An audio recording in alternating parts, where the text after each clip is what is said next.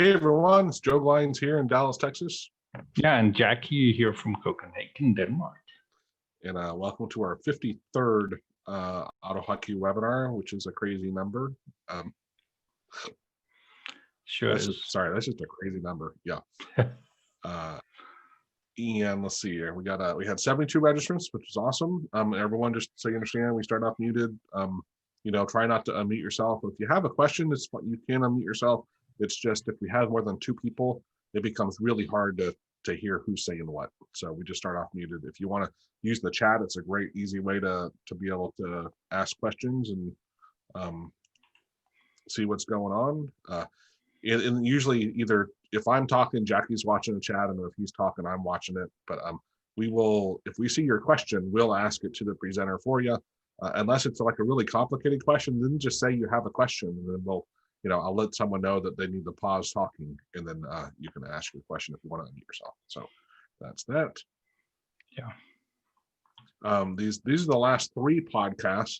If you've been checking it out, this one, it's interesting because I think it's more for people that haven't been doing stuff with AutoHotkey yet. At the same time, it's a hard one to try to explain because people say like, oh, you do automation, so it's like marketing, blah blah blah. Like, no, it's not server automation, it's desktop automation. And so that was a fun chat. I thought that discussion using this one was also using AutoHotkey on phones. That's where we kind of talked through the different approach that you were discussing, Jackie, with using like a Wi-Fi connection type of thing in an emulator instead of actually running it in the emulator. You can connect to it and pretend like you're automating. Pretend like you're, or on your own phone, right? A physical phone, right? You're actually connecting to it. And that last one was I had some slides that were really interesting from a study I found on RPA, robotics process automation. And so we discussed some of the cool takeaways of what they had said were the main benefits. And I think we basically agreed with a lot of the stuff. Yeah. Yeah, we did. Cool. Okay, and then announcement. So, and just a reminder, Isaiah had finished his our intro to Gooeys course in AutoHotkey, which is spectacular. I need to get back into it. I've been working on my house, and so I'm almost done with that. I can focus more on doing stuff. But I watched it, worked through it with him, and I've been adapting some of my scripts to having Gooeys, and it's crazy easy how easy it is to build with Gooeys and AutoHotkey, right? It's a really great strength of AutoHotkey. The other one, which I'll put both of them in here. So here in the chat. So here's the text for the intro to Gooeys course, and that has a discount code. And if you get it there, please use that, because not only do you get a bargain, but actually more money goes to us. Now this other one, this is where Jackie and this was the very first webinar, Jackie, actually. It's funny. Yeah. I forgot about that. Back in May of 2016, Jackie and we had been talking for a while, and my background's in survey research. So I suggested, Jackie, why don't we put together a survey and see how many people. Remember, Jackie, I think we were like, man, I hope we get at least 50 people to reply, right? Because that'll be a good enough read, to do something with. And we ended up in the total getting 408, which was a great solid number. So the vast majority, and I'm going to put it here in the link, so don't necessarily take it now, but I'm going to put it here for you. The vast majority of the survey is the same. We removed some stuff that just really wasn't needed, and then we added a few other things and topic areas that seemed that would be relevant. So what'll be great in this one is because hopefully we get at least several hundred people, and then we can do some comparisons of what it was 4 years ago, 4.5 years ago, anyway, roughly 4 years ago. Yeah. It's going to be, I think, very interesting to see those comparisons with people and how they're using it, what they're using it for, and also, of course, how many people should. Sorry, go ahead, Jackie. Yeah, I'd say exactly. One of the things that I would like to see is back in the day, we actually saw percentage-wise how many people have been using AutoHotkey for a long time, and to me that was kind of interesting, because I don't know, AutoHotkey has been around for what, 8 years, or is it 16 years? I can't remember. It's a long time at least, but just the amount of people who had been around from what seemed like the beginning when we actually made this one, for them to get to those number of years used. So yeah. Yeah. It was interesting also to slice it by the tenure, by how they use AutoHotkey, to see over time people expand on how they use it, right? Yeah. Which is an interesting thing. And this one also, I did something a little differently because it doesn't quite make sense. Although, remember the additive trees I did showing the correlations on like what they use. In one question we asked, what do you regularly program in? And it was interesting because I could show like, well, people use Python, also use, I think it was like JavaScript. No, actually Python was on its own, but it was interesting to see the correlations. But unfortunately, because I didn't list AutoHotkey in that list, we couldn't see how AutoHotkey fits into everything. It was just all the basically other programming languages. So even though this is a study out to AutoHotkey users, I this time included it in there because it is which one to use regularly, right? So maybe some people would say, well, I still use it, but not regularly. So this time we'll have that in that list, and I'm looking forward to seeing how it corresponds with the other things. So that'll be fun. So please take the survey. We're having a $50 giveaway for a chance to win an Amazon gift card, and I think a couple of the Udemy courses as well. So that's that. Now the next one, I'm finally, it's actually not quite 100% done, but we're close enough, and I'm tired of not having to be able to have it launch. But and I'll put the link in the chat here. But this, I mentioned it the last webinar.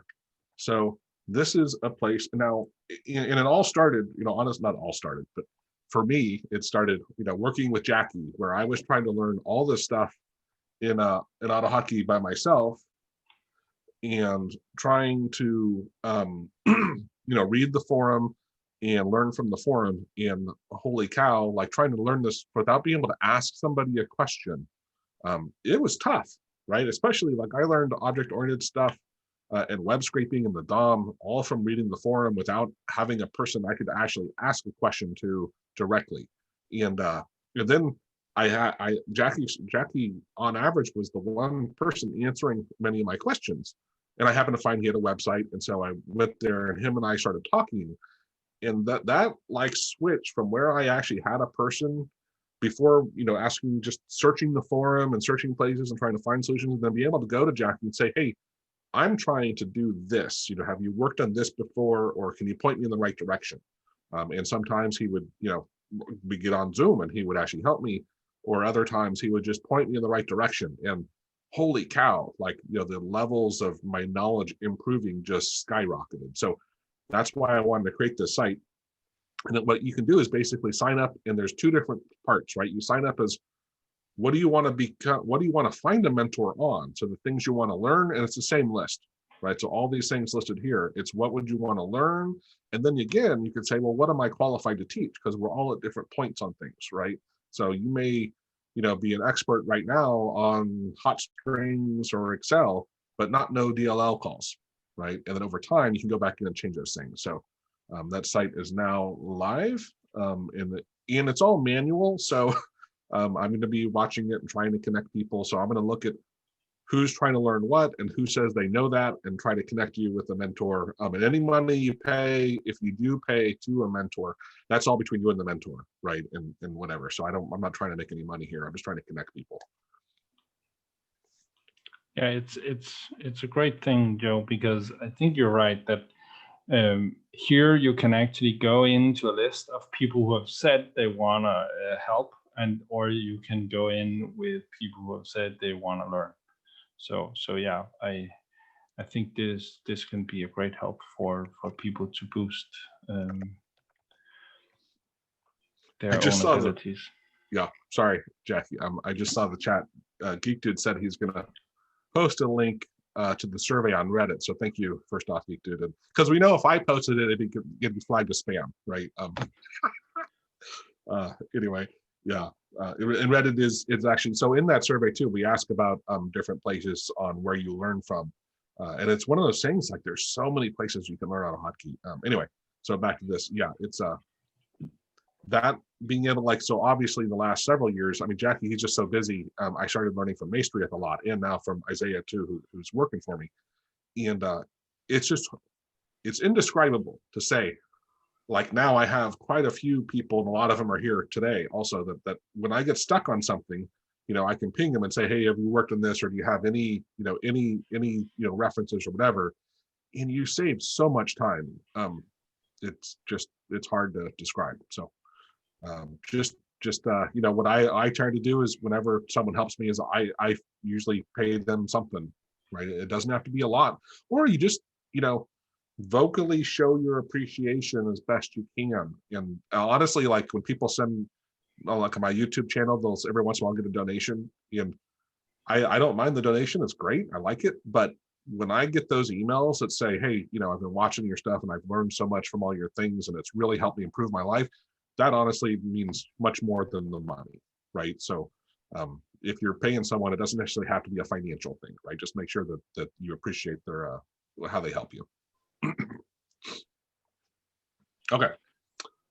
Was there anything else in the chat? I'm unsure, Joe. When you post stuff in the chat, to me it says from Joe Glines to everyone in waiting room.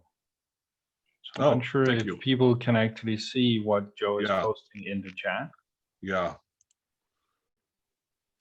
Everyone in the meeting. Okay, so there's the last one, which obviously someone had posted in there. Here is the survey. I'll grab both of these. Thank you, Jackie, or whoever pointed that out. There's that. And then there's, oh yeah, these are the podcasts.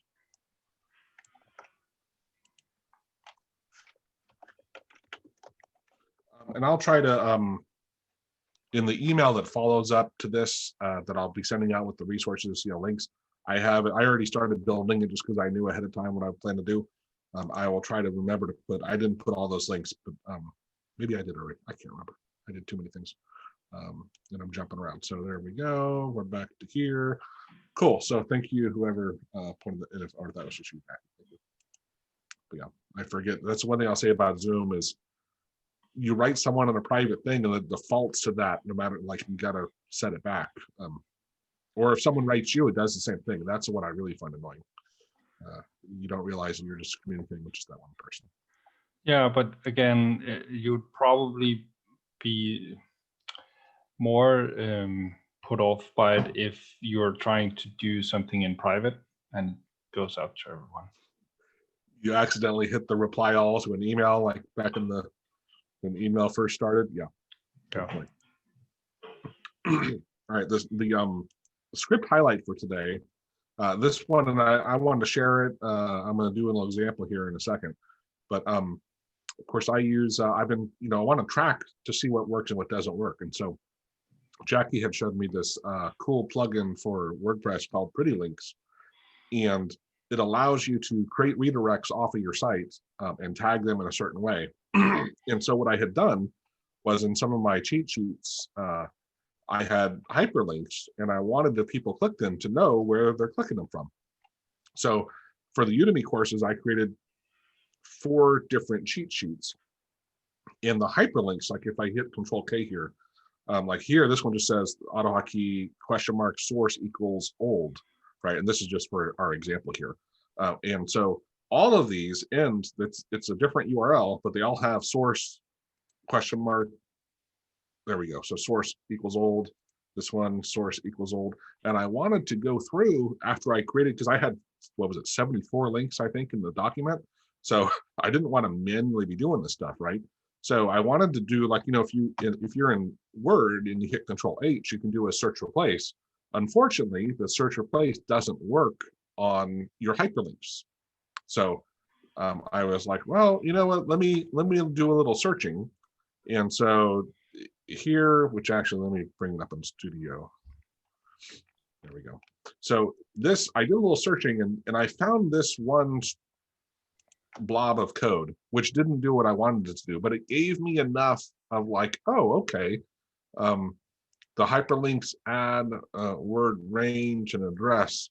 Okay, I kind of get the, and text to display. So I kind of saw the not parameters. maybe it's parameters. Parameters or parameters. Yeah. Yeah, the things that were available to me. Yeah. And so I started playing with it. And so up here, I just have an old, I want to make it simple. So this is what I'm going to search for, and this is what I'm going to replace it with. And so I first activate the document, connect to it. And I played with this. Hey, I can get the count of all the hyperlinks. And so I want to loop over them. Now this one, by the way, I believe I could have taken this and put this actually right here, an old link, instead of saving it first and then shoving it in there, but it's just a little easier for me to read. And it loops over them and searches for that text, and then if it finds it, replaces it with the new text. And then now this one also I faked it, right? Because I say performed this count, which is the count of how many replacements, when maybe it didn't, because if that text wasn't there, it didn't actually count how many replacements were made, right? But for me, it let me know, like, well, it went through at least 4 minutes, this many links. Because I wanted this thing done. I did this in like less than 5 minutes, well, maybe whatever, 7 minutes, who cares? And so let me launch the script. All right, it's running. And in here, so right now, like I said, they're all ending in source equals old. I'm going to hit my hotkey.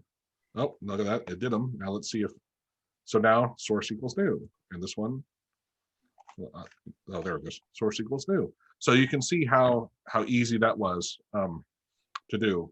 And it's just a really good example. It's not necessarily something that everyone here is going to jump out and use, but I thought it was a great, simple example of just knowing AutoHotkey and knowing how to use COM, and how easy it is to go, well, I just need to do this one thing, and bam, I solved it in a couple minutes. Yeah. And it might be a thing that you only do a couple of times over a year or whatever, but now you actually have that functionality. Yeah, exactly. Right. Yeah. And I have, which is funny, because earlier Jackie was watching, and I was turning off the spell check on this document, and that was one in Word. I forget what I was doing, but I was trying to turn off the spell check for the document, and it's buried. You got to do like 5 clicks to get to it. And so that's another example where I wrote a script where I could just hit a button, and it says, hey, turn off all the spell check in this document only. And so it's just it's super. Now, if that was something I did a lot, I would have a hotkey to launch that script for me, right? Which I don't. Otherwise, I'd pull it up right now. But yeah, that was for Word, and I didn't say like, oh, I wonder if I could do that in PowerPoint. I probably can, but it would be a slightly different path on where it is in the dot notation stuff. And I see someone had commented something in here, Zoom features with AHK. And did I share this? I think I shared it in something, but I don't think it was a webinar. Zoom, I know I have a video on it. Zoom, years ago, I did a video on connecting to Zoom with the API. And at the time, you could do some things, but you couldn't get a list of attendees. And so now, though, they've updated their API, and now I can hit a button, and I don't want to do it because it actually would show everybody, and I don't want all the PII information available. But I can hit a button and go get all current people that have signed up for this meeting and get their names and email addresses, and that's what I use to send the reminders and send the alerts ahead of time. Before, I had to manually go. I had to go tell it to go create the list, and then go download the list, and then save it, and then adjust the list to just have email address and first name and do all the stuff. And now I can literally hit a button in a couple seconds, like 2 seconds, maybe 3 seconds. It rips it with an API call, opens Excel, shoves it in Excel, formats the columns the way I want them, strips out the other things I don't want. It makes it really easy. So there is some things you can do with Zoom with AutoHotkey. I'm not sure if that's what you were asking about.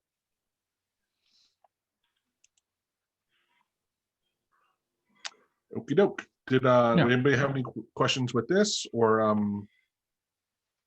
does anyone have something they want to share? I know Marche, who had shared last time a lot of his stuff, he has some things that he was going to share with us.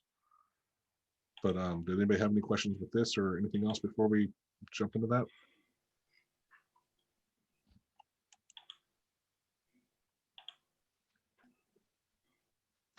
Well, John, why don't you, I assume it's not going to be too complex of a question. So why don't you go ahead and let me stop sharing in case you want to share your screen.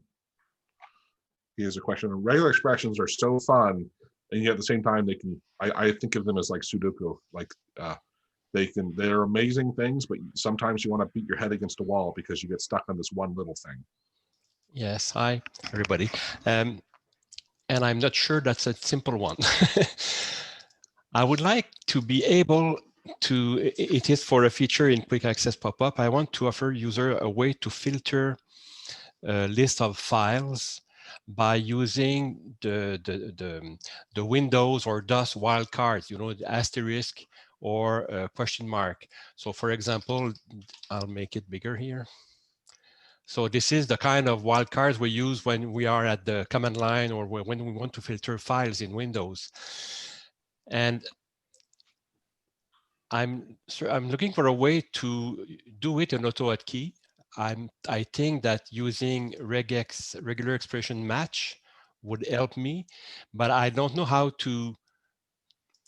if it's possible to convert a DOS wildcard here to regex needle that would allow me to filter a list of files, not on the file system itself, just a list of files that I could have in a text file or anywhere, and be able to say which lines in this list match the DOS wildcards, for example, *docx.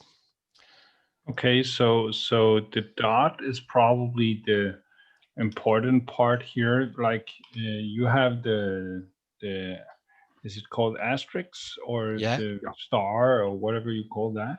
Yeah. That means everything in the command line. And to get the same thing in regex, you'd need the dot. And I'm actually not sure if the asterisk here allows for nothing, which it does in regex.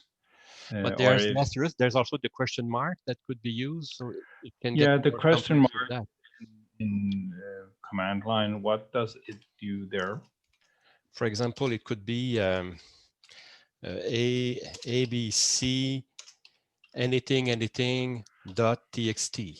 You know? Yeah, and in this case, the question mark would just be the same as the dot, because a single dot in regex is just a single open character. It could be anything. But again, I'm not sure if the question mark covers all types of characters, numbers, and signs, or if it only counts alphanumeric things, or how the question mark actually works in the command line. So in this example here, what I've done is that I have 4 lines, 2 which are ending with docx, and other one has another extension, or and I tried also to have docx on the left side of the dot just to make sure it would not be catch.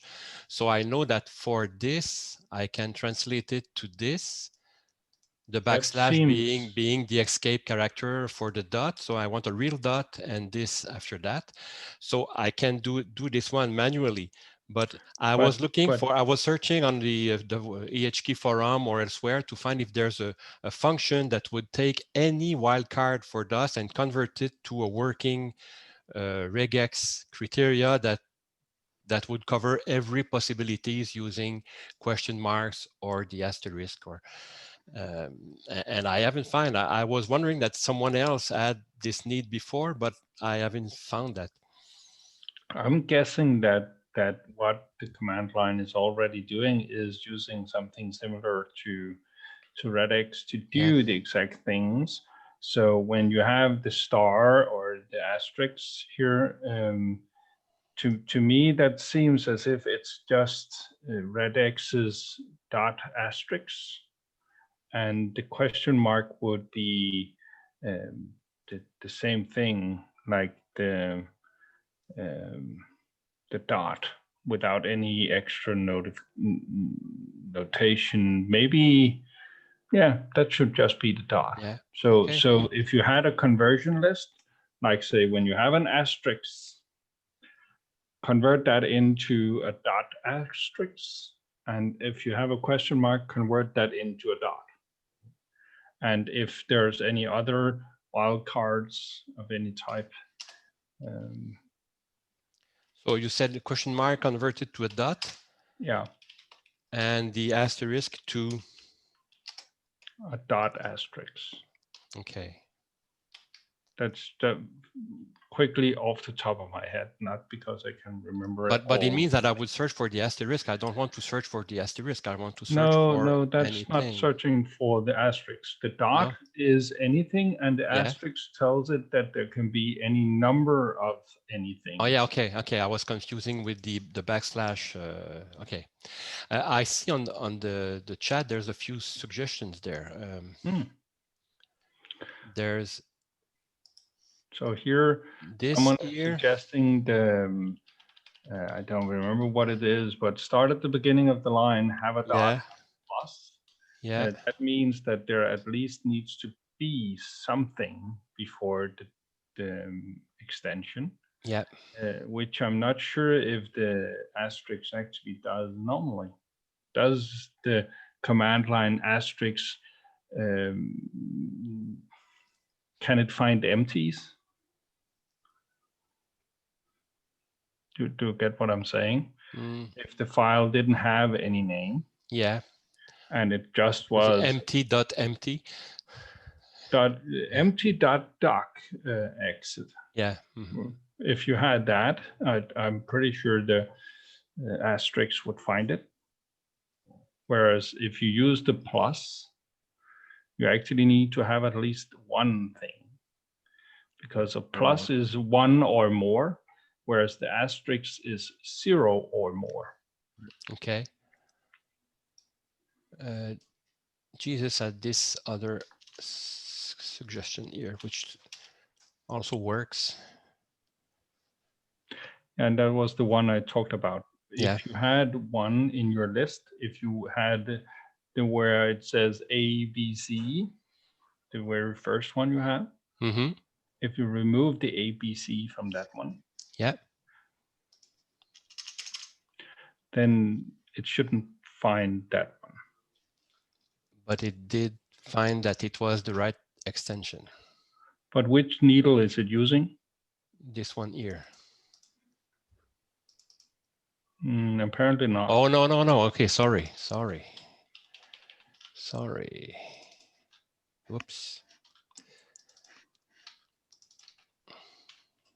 This one. So that's this one here that is used. Yeah, okay, fair enough. It said no. It says no. Yeah. Because the plus actually means that there needs to be something. Yeah. Before the yeah, but usually a file name has something before the dot. Yeah, but I'm just saying, what does the asterisk in the command line actually mean? Does the asterisk, when you use it in the command line, does that find files that don't have a name?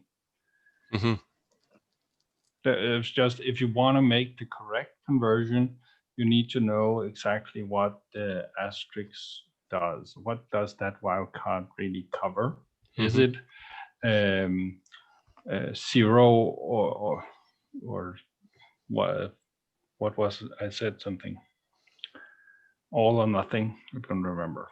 Yeah.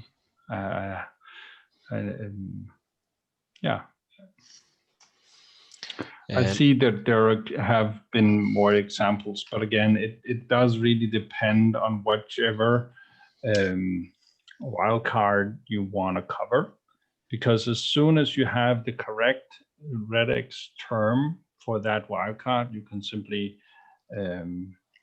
swap it.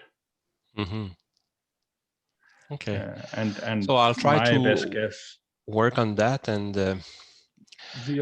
my hope was that it would already exist with a nice function in the library on the forum, but I didn't find it. And can you guys work on the /Q/E example? And yeah, I didn't have time to read that. Because that takes it like not like that's the literal stuff in between it. Is that right? Something like that. It negates the quotes. I didn't read it, but yeah, the Q and the E is something you can use to search for literal I forgot. strings. But again, that's not really what you were asking for. You were asking to do the same thing as the command line wildcards. Yeah.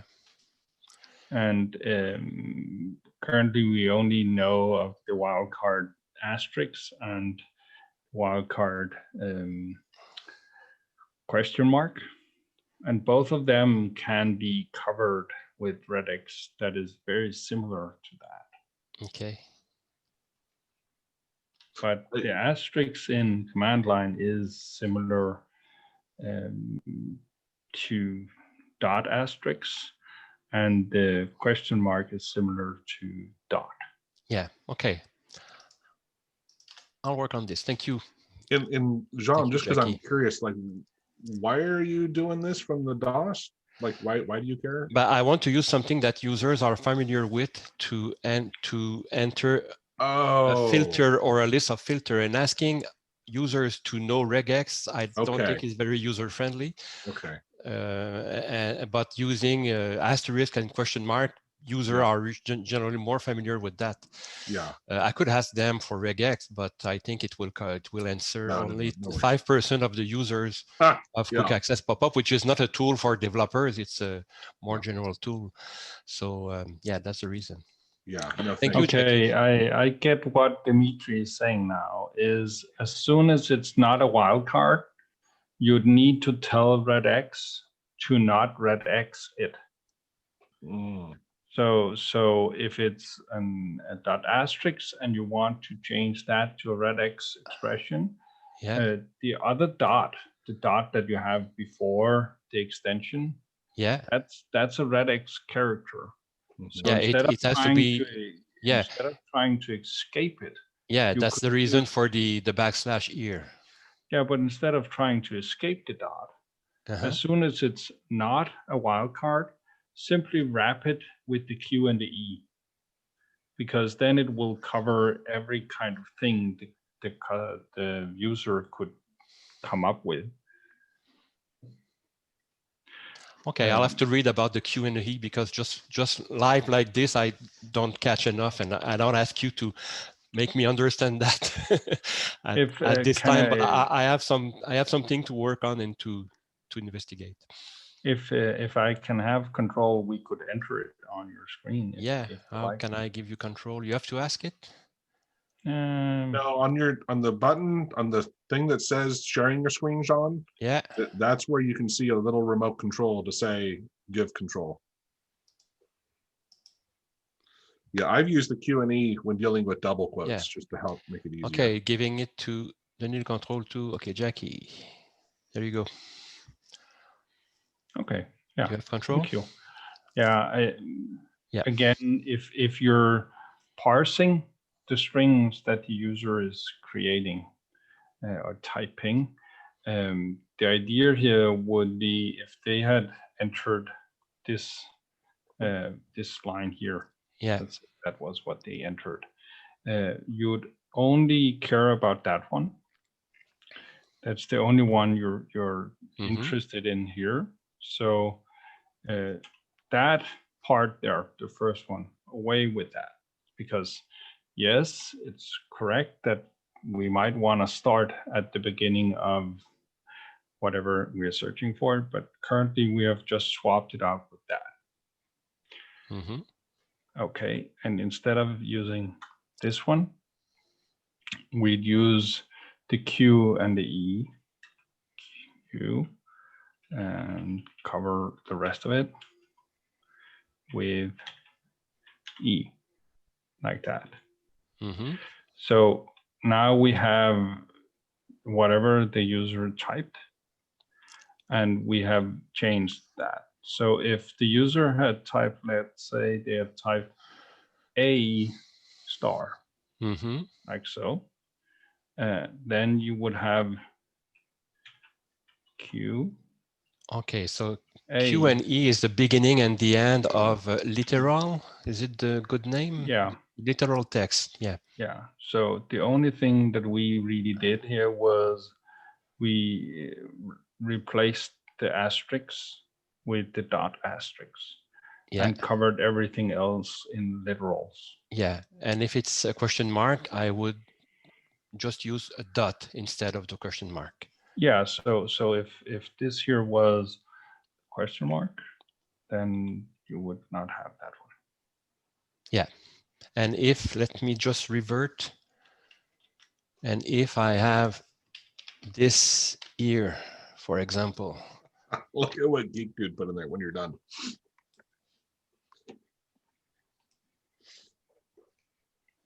Yeah. Yeah. So it would be here to put a dot. No. No? Here you would instead do like that, like so. Okay. Yeah. Remove the X. And the dot at the end is covering for anything after duck. Yeah. Okay. If you ran that, any single character, not anything, but any single character. if we did like A, B, C here, Yeah. this one should be found with our current one. Try that. Yeah. Yeah. The third one should be good though. No, because we have the A at the beginning. Oh, okay. Forgot that. So if you instead changed this one to like that. Okay. Right? Then oops, sorry. Okay. Then we wouldn't have this part here. Yeah. Yeah. That would need to go like that. So now it would find both of those. Okay. I'll just undo to keep the version before and save it. Yeah, take a look and work with this. Yeah. You want Jean, grab Geek Dude's solution. Which this is where it's like it gets a little crazy. Okay, there's a lot of stuff. The last one, which start with we are two on the mouse. Jackie's yeah, sorry, I'll stop trying to. Oh, okay. So you mean okay, with replace. Okay, that's the kind of thing I was looking for. Yes. Yeah, try and copy all of what he did there. Yeah. Of the. So I'll say that this is equal to the input being this here.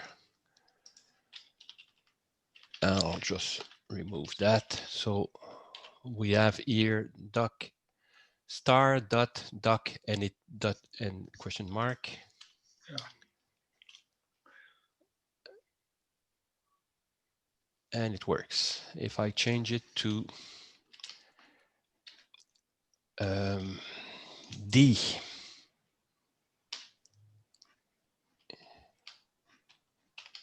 it should cover nothing, I think. One of them. Yes, the third one. Yes, D and duckx. Yes, okay. Yeah, looks good. So I'm going to make a guess here. I'm not going to say a bet because I could definitely be wrong.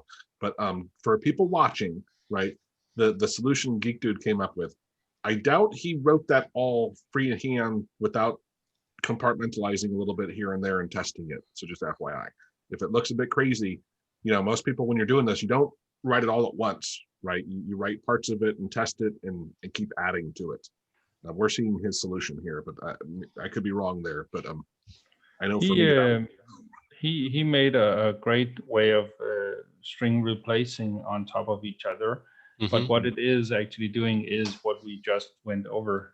Yes. So this is the first replacement.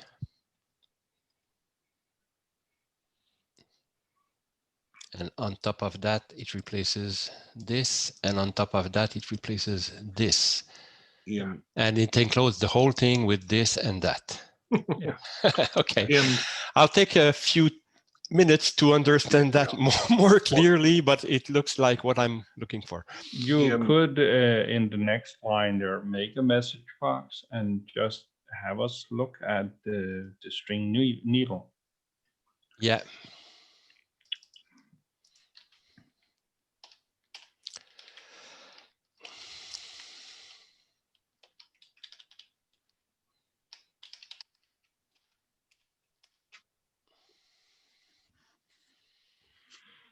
It's hard to see from here, but fair enough. It's Yeah, I definitely can. I cannot make it larger. No, I had it small on my screen, but yeah. Yeah, that's good. but what I was also going to say was, and it's related to what I was mentioning in my example, my simpler example with the word replacement, right? Is everything that he did here, you might break it out into separate excuse me, parts, and then later start collapsing it when you realize, oh, I can actually shove this, in the same line and really condense it. Yeah. Great. That was my not so easy question. Yeah. Good. Thank you, Jackie. And thank you, everybody on the chat, Geek and Jesus. I actually, John, I'd like the general concept though. That's why I'm glad I asked the question, because I'm like, what is he talking about? Like, what were you? I was so confused on what you were even trying to do. I was thinking of something else when you must have explained that. But that is an interesting approach to say, let's take something people are already familiar with and then borrow from it. Yeah. Very cool. And do the hard job for them. Right. Right. Thank you, gentlemen. Sure. Does anyone else have anything they're working on, want to share, want to help with?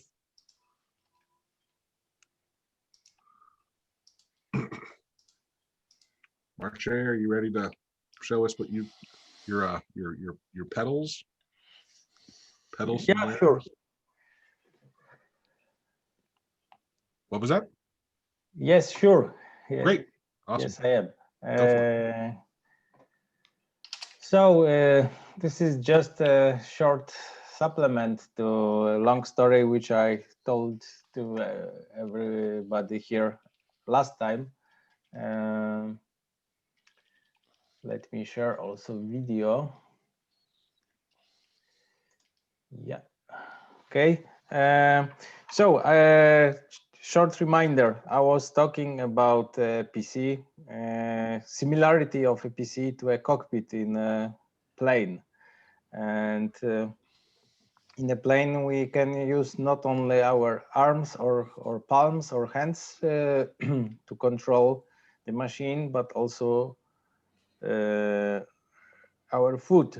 So what I brought with me today is a so-called foot switch, which I use on every day. This is just these are just combined 3 pedals, and the whole tool is controlled by USB interface, and it is programmable. In fact, what it is just 3 keys keyboard, and could be treated as that. I have put some labels here just to keep in mind what I have programmed some time ago. So in my case, this is just F13, F14, and F15, as these keys are not available on regular keyboard. Such keys are available on so-called battleship form keyboard, which is much bigger than a regular keyboard.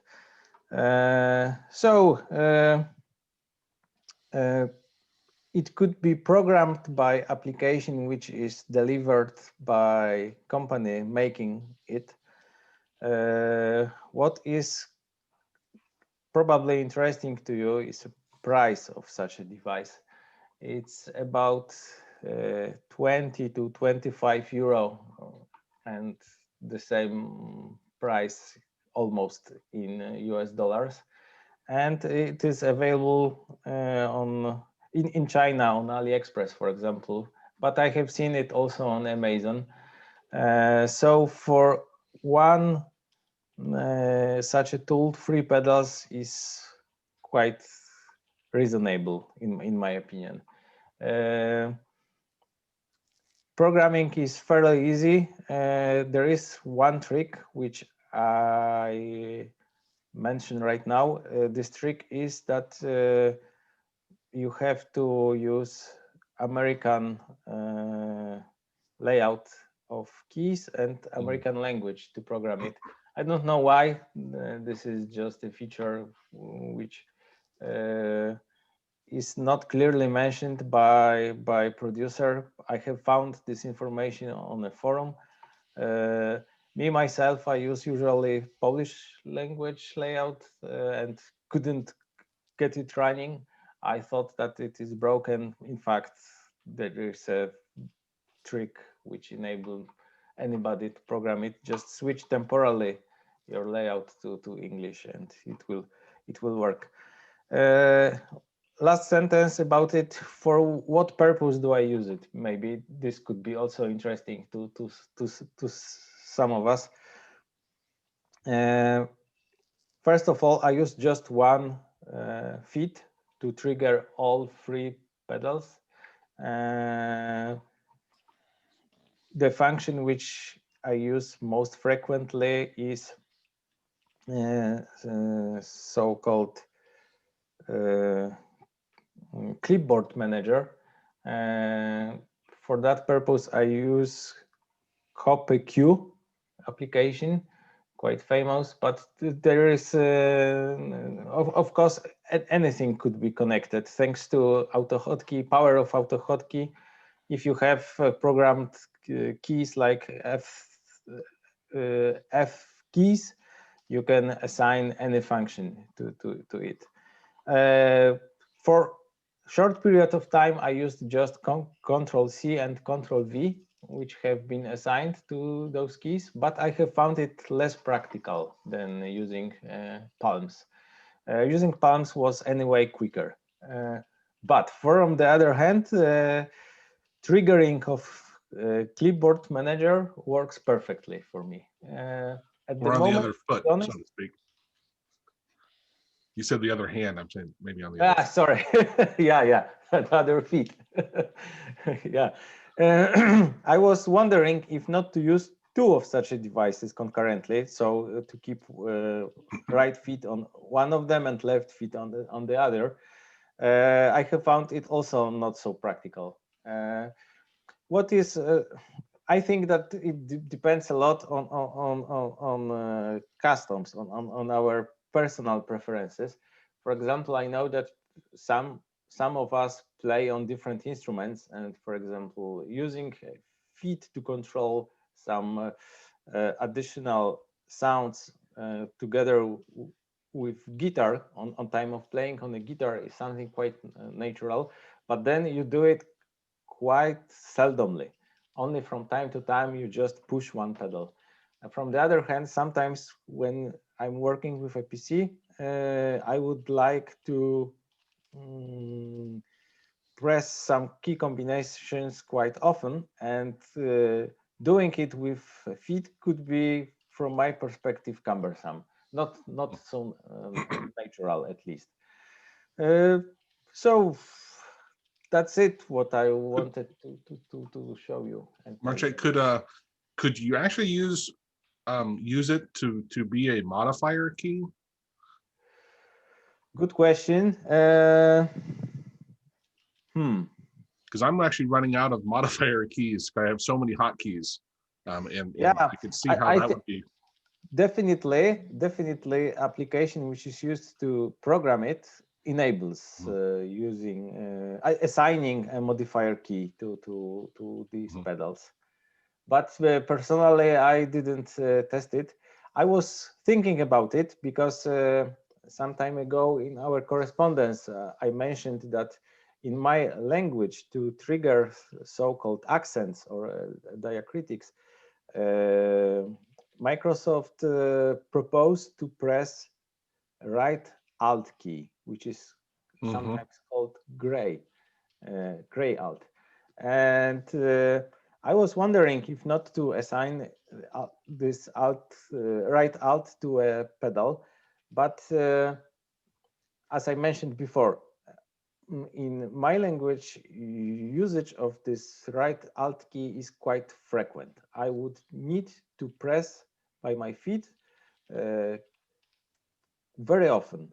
And that could be a problem, at least to me. Maybe some people will find it attractive, will find it natural. It wasn't my way. Cool. Yeah, I could see, especially people in today's day where we're doing a lot of stuff remote, like even to have it as an unmute button or something, like I can push it with my foot and be able to talk and let it go. But to your point, if it depends on how frequently you're doing these things, right? But when your hands are busy doing something, it's what a great way to be able to, hey, I want to do something else real quickly here. And yeah, right. It's very It cool. could probably also be used to pull up like a quick access pop-up or whatever, you know, instead of reaching for your mouse, perhaps. Yeah, for some time I used one of the pedals just to bring to a front Microsoft Word. When I used to have many windows open on the same time, and I wanted to quickly switch just to Word, just to Microsoft Word, then again, pressing with a feet, one button worked for me. And again, this is the power of AutoHotkey. Having just 3 additional keys, you can program them with whatever you like, and that is great. I will show. I will leave in a comment exact name of this particular device which I'm using. If somebody will find it helpful, then search internet. You will find it easily. Yeah, that's pretty cool. Thank you. It's you know, it's your whole layout. That last webinar was so fascinating to see, you know, taking it to the next level and just doing all this other things, and you know, and you know, using a phone or a tablet or whatever as well is another way to have menus to do stuff. Very, very, very cool. Yeah, maybe one more sentence which I mentioned just in our correspondence. I suppose that for the same purpose, I mean, just assigning different macros to keys, could be used MIDI keyboard. Maybe some of us have such a device at home. I suppose that with flexibility which is provided by AutoHotkey, it could be also used as additional macro keyboard. Just a MIDI keyboard as a macro keyboard thanks to AutoHotkey. I think I saw once upon a time even ready to use AutoHotkey scripts on the forum just for that purpose. So this is again just another input device which could be used to trigger some macros, some scripts. So very cool, right? Thinking outside the box. That's and adapting, coming up with ways to, you know, be more efficient. It's awesome. Yeah, it's another extra piece of hardware, right? That's still thinking out of the box, kind of like we had with the touchscreen the last time, where you can simply do graphical stuff on it, like as if you had a second screen. I love this. These extra things you can use.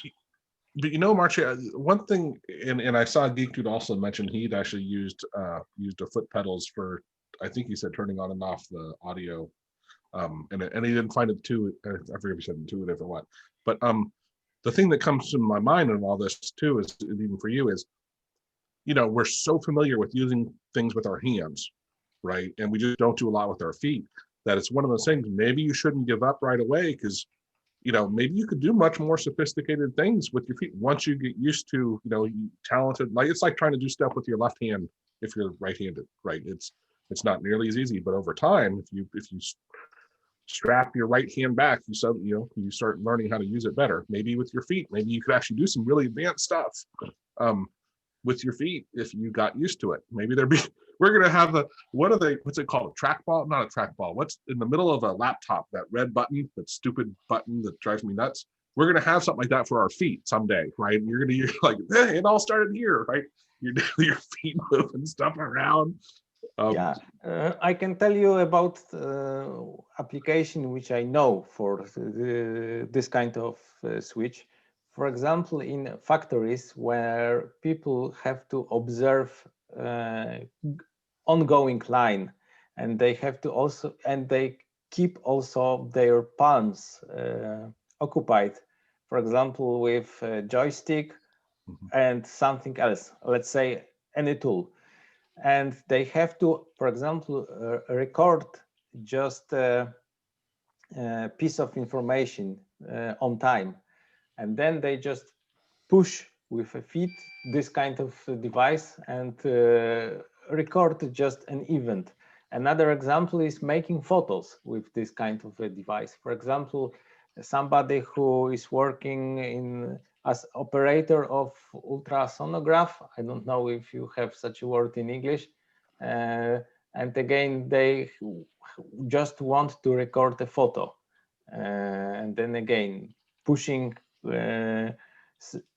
extra button by feet is probably the most convenient and natural solution to such a challenge.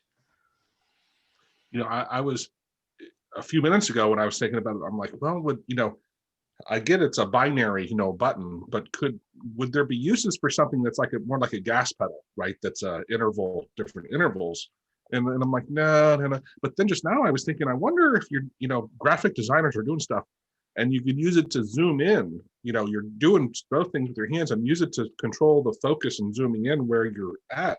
Like, I'm like, maybe there are things you could do at interval levels to adjust, or if you wanted it with your music, because the other one that popped in my head was turning up or down the music. But that one would be a binary. I think you maybe have two buttons for that. But yeah. Anyway, very cool. With pedals, it's most things we use it for are pretty live, right? It's driving cars, it's turning on the water faucet or whatever. When you actually also need to do something with a specific applied pressure, then I think it becomes harder. The only recent thing I've seen in computers where you actually do take pressure into consideration are touchscreens, right? Most things you do on Windows don't really care how much you press the button.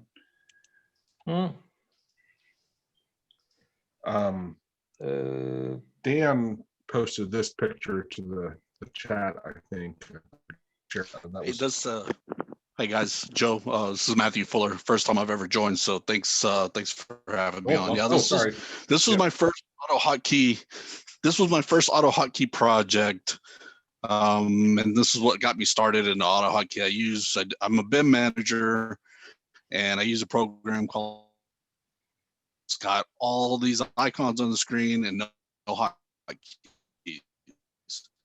and it's a very complex program. So I want to, so I created this using AutoHotkey scripts.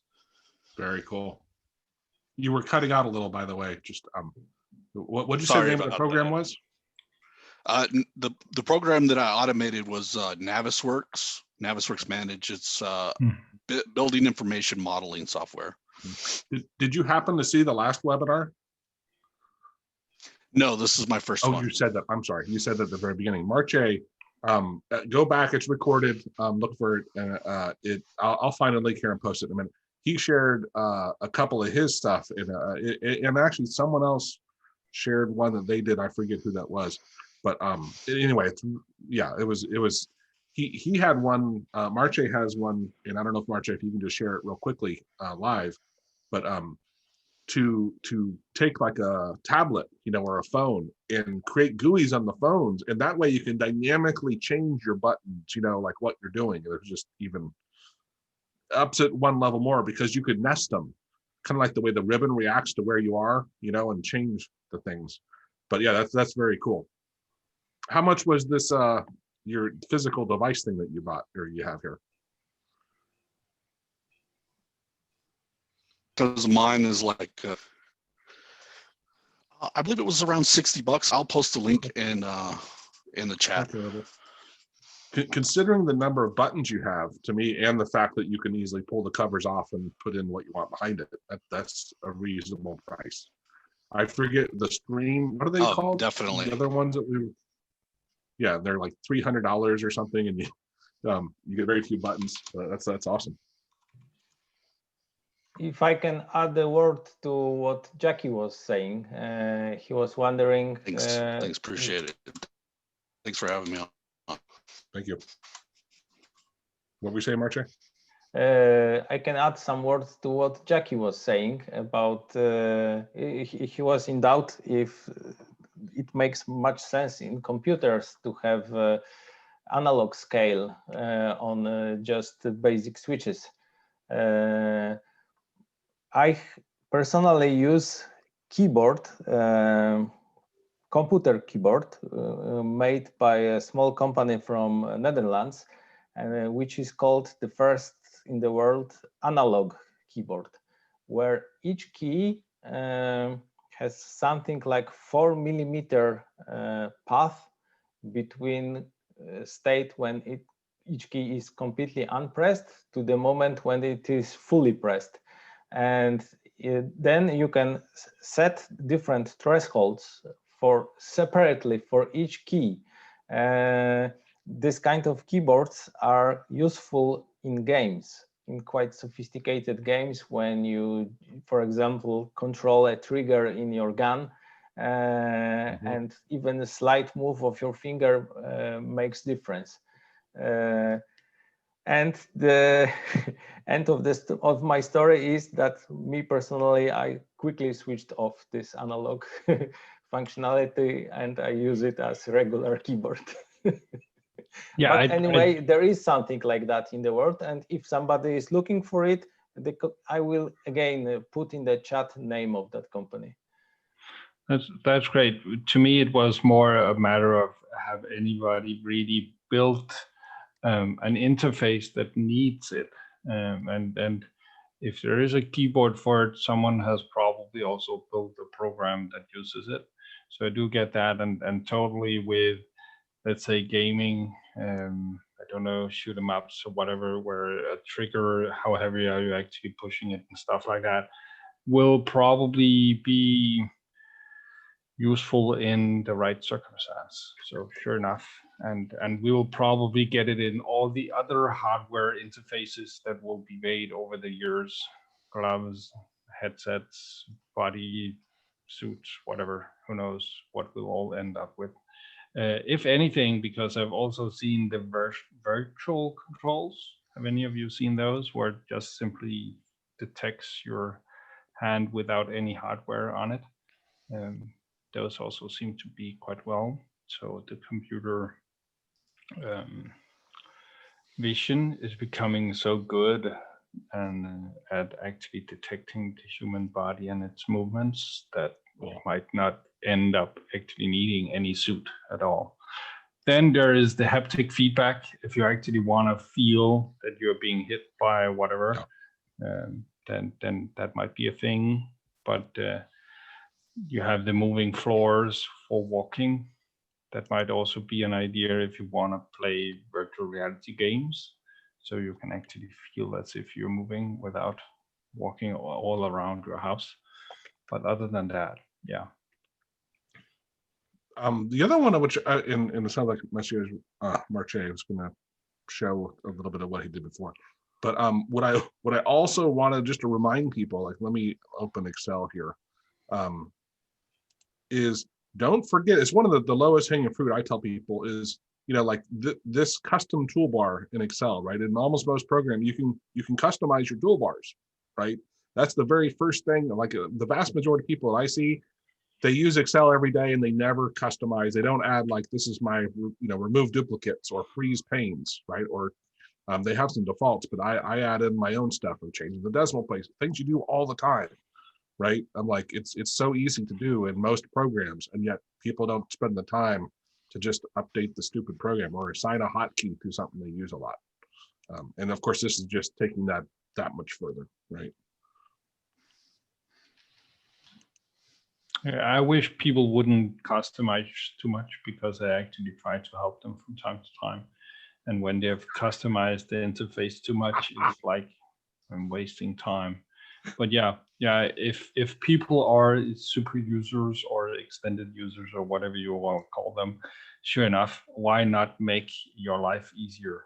And you probably wouldn't need my help anyway. So.